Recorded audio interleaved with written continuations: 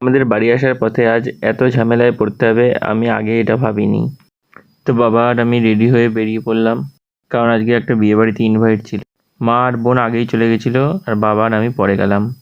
পৌঁছতে পৌঁছতে 7:30 বেজে গেছিলো। গিয়েই পকোড়া আর কফি খেয়ে নিলাম। তারপরে একটু বাইরে চলে গেলাম ফটো তুলতে। তারপর ফটো তুলে এসে আমরা খাওয়ার দিকে চলে গেলাম, কারণ অনেক রাত হয়ে গেছে আর এখানে রাত্রে গাড়ি ঘোড়া পাওয়া যায় না। তারপর খাওয়া দাওয়ার পর বউকে দেখে নিলাম একটু, এবার বেরিয়ে যাবো বাড়ির দিকে।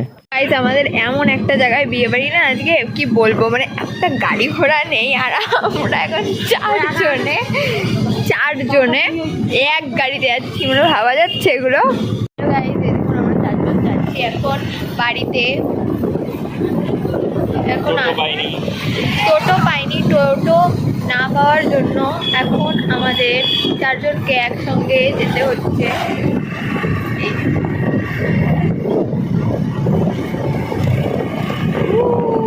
मजा तो बहुत आ रहा है लेकिन बहुत तकलीफ हो रहा है। দেখুন গাইস ও জায়গা মা সবসময় এটাকে কফি হাউস করে, গাইস কেন বলে আমি জানি না, কেউ যদি জেনে থাকেন অবশ্যই কমেন্টে জানাবেন মা কেন এটা বলছে কফি হাউস। গাইস বাড়ি চলে এসেছি আর স্বাগতম করছে আমাদের।